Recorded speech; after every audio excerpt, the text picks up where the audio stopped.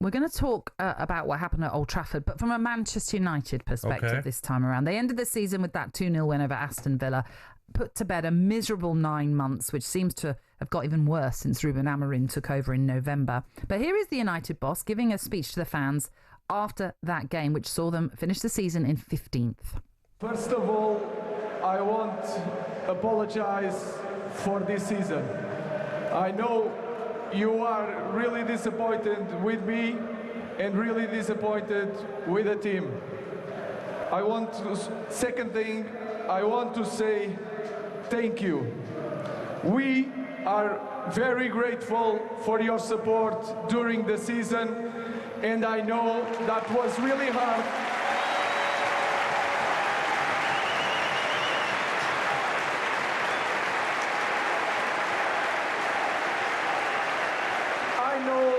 Was really hard to support us in many games.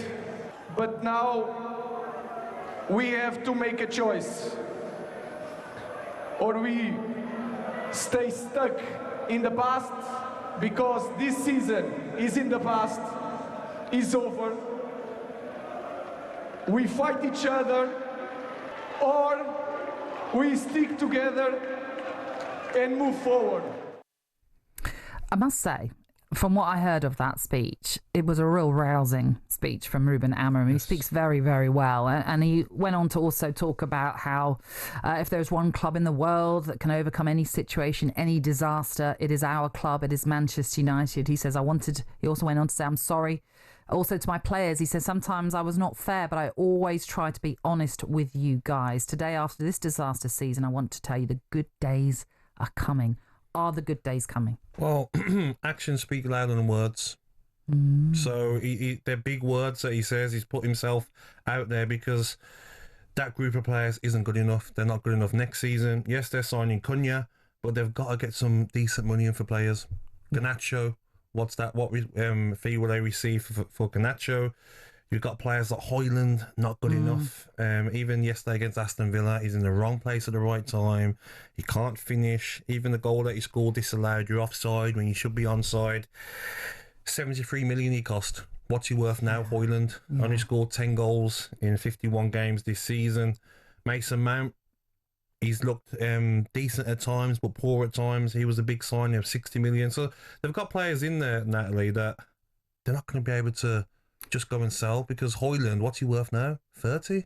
20? Oh, it feels as though he's dropped in his fee, certainly. What about Marcus Rashford? What's going to happen with him? Do you think Villa should buy him? I don't think that Marcus Rashford will want to play in the Europa League. Bad as it sounds, I think he'll want to play Champions League football. Okay. So maybe he'll look for a Champions League club.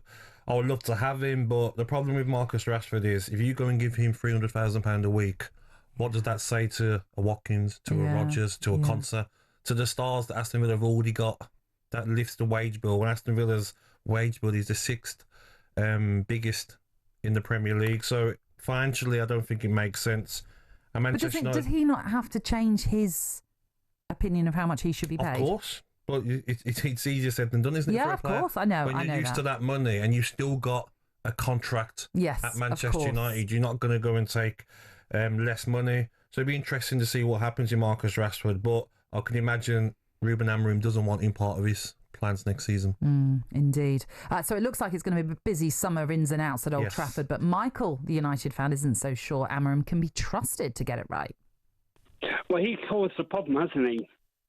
Because he didn't change the system. When we knew we were getting battered, and many times I spoke to him, we were getting battered and whooped.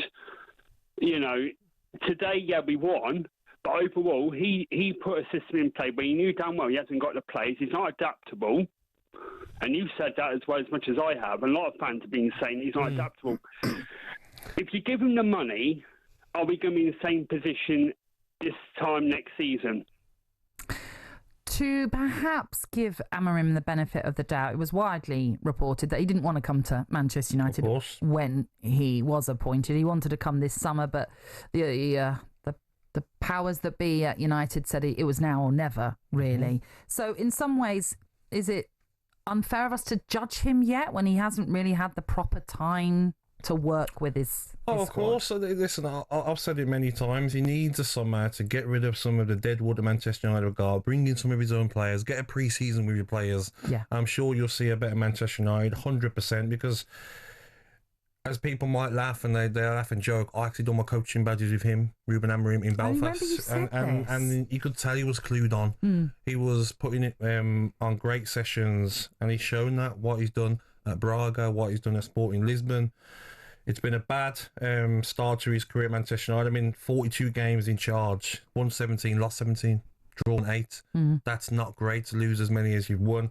But I'm sure he's got the backing of the board. He's got to make big decisions. Garnacho, okay. The way he spoke out, get rid of him. And that's what he's going to do. Yeah. Onana might be another one. Maybe look at Luke Shaw as well, who's not up to what he wants as well. Højlund as well. So he's got big decisions to make, and I'm sure he'll be backed by the board.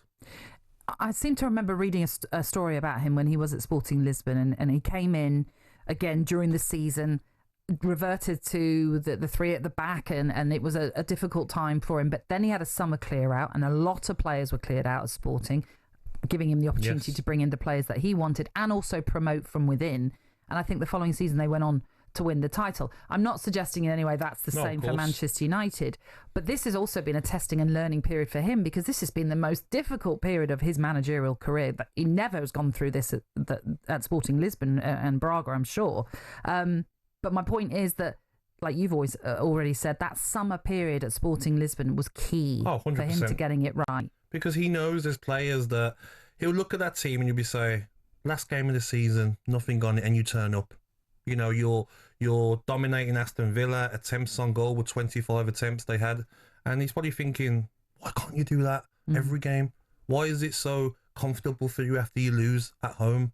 It used to be Manchester United never lost at Old Trafford. Now it's like, no problem, next game. So he's going to change the mentality, like he says, and he's going to want to get rid of players. But, Natalie, it's easier said than done. Casemiro, no, you're right. I love Manchester, because he's not going to get paid that money anywhere else. So players are on big contracts. He's not going to be able to shift them easily. And you're talking about the players he wants out. Garnacho has been a little bit too vocal on social media, hence why he's now been told it's probably time to move on. Is Cunha the right type of character to bring in? From watching him at Wolves, does he need to be that sort of hands in the air, pass the ball to me sort of character at a club like Wolves? No offence. But maybe will he change his ways at a bigger club like Manchester United with bigger players around him? I don't think he does that when you've got Bruno Fernandes in the team. So there's an element of frustration, you think, at Wolves? Maybe, the player's not as good as him and the players aren't finding the passes. I don't think he'll be the same sort of arrogance that he's had at Wolves at Manchester United. And he's a talented player. Wow. Running with the ball, gliding, can score any sort of finish you want. He would add a lot of quality to that Manchester United forward line. I think it's a great signing. talkSPORT Breakfast, waking you up Monday to Friday morning from 6 a.m. on AM, on DAB, via the talkSPORT app and on your smart speaker. talkSPORT.